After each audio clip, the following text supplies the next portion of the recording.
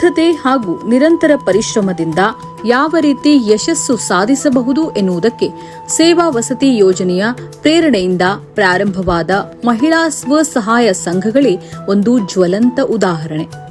ಇಂದು ಸುಮಾರು 200ಕ್ಕೂ ಹೆಚ್ಚು ಮಹಿಳಾ ಸ್ವಸಹಾಯ ಸಂಘಗಳು ಪ್ರಾರಂಭಗೊಂಡಿದ್ದು, ಸ್ಲಂ ಮಹಿಳೆಯರ ಆರ್ಥಿಕ ಸ್ವಾವಲಂಬನೆಗೆ ಇವು ಮುನ್ನುಡಿ ಬರೆದಿವೆ. ಇದನ್ನು ಅವರ ಮಾತುಗಳಲ್ಲೇ ಕೇಳೋಣ ಬನ್ನಿ. ನಮಸ್ಕಾರ, ನನ್ನ ಹೆಸರು ವಿದ್ಯಾವತಿ ಅಂತ. ನನ್ನ ಹೆಸರು ಉಷಾ ಅಂತ. ನನ್ನ ಹೆಸರು ಶೋಭಾರಾಣಿ. ನನ್ನ ಹೆಸರು ಪೆರಿಯನಾಯಿಗೆ ಅಂತ. ನನ್ನ ಹೆಸರು ಶರಾವತಿ ಅಂತ. ನಾನು ಮನೆಯಲ್ಲಿ ಇರ್ತಿದ್ದೆ. ನನಗೆ ತುಂಬ ಕಷ್ಟ ಇತ್ತು. ರಾಷ್ಟ್ರದಲ್ಲಿಂದ ಒಬ್ಬರು ಬಂದ್ಕೇಸಿ ಸಂಘದಲ್ಲಿ ಸೇರ್ತೀನ ಅಂತ ಹೇಳಿದರು. ಇವಾಗ ನಾವು 10 ಜನ ಸೇರಿಬಿಟ್ಟು ಸಂಘದಲ್ಲಿ ಓಪನ್ ಮಾಡಿದ್ದೀವಿ. ವರಲಕ್ಷ್ಮಿ ಅಂತ ಅಕೌಂಟ್ ಓಪನ್ ಮಾಡಿದ್ದೀವಿ.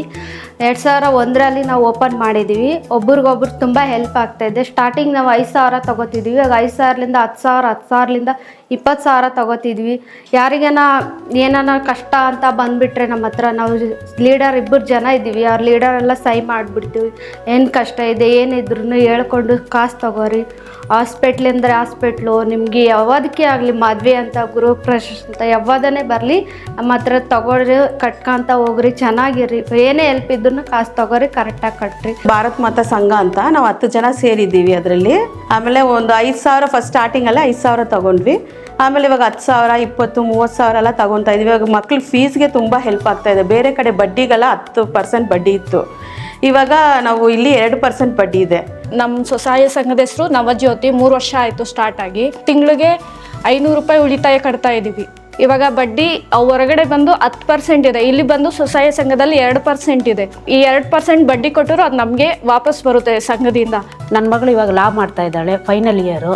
ನಂಗೆ ತುಂಬ ಹೆಲ್ಪ್ ಆಯ್ತಾ ಇದೆ. ಯಾಕಂದರೆ ಒಂದು ವರ್ಷಕ್ಕೆ ಇವಾಗ first PUC, second PUC class ಎಲ್ಲ ಮುಗಿಸಿ ಡಿಗ್ರಿ ಮುಗಿಸಿ ಹೋದ್ಮೇಲೆ ವರ್ಷಕ್ಕೆ 1 ಲಕ್ಷ ಬೇಕಾಗಿತ್ತು. ನಮ್ಮ ಕೆಲಸ ಯಜಮಾನ್ರು ಮಾಡೋದು ವೆಲ್ಡಿಂಗ್ ಕೆಲಸ. ನಮ್ಗೆ ಒಟ್ಟಿಗೆ ಒಂದು ವರ್ಷಕ್ಕೆ 2 ಮಕ್ಳಿಗೂ 1 ಲಕ್ಷ ಕಟ್ಟಬೇಕಂದ್ರೆ ನಮ್ಗೆ ಕಷ್ಟ ಆಯ್ತಾಯಿತ್ತು. ಇವಾಗ ಈ ಲೋನ್ ತೊಗೊಂಡು ನಾನು 2 ಸಲ ಫೀಸ್ ಕಟ್ಟಿದ್ದೀನಿ ಸರ್. ನಾನು ಹೊರಗಡೆ ಫಸ್ಟು ಸಾಲ ತೊಗೊಂಡಿದ್ದೆ. ಬಡ್ಡಿ ಕಟ್ಟೋಕ್ಕಾಗ್ತಾ ಇರಲಿಲ್ಲ, ತುಂಬ ಬಡ್ಡಿ ಜಾಸ್ತಿ ಆಗಿತ್ತು.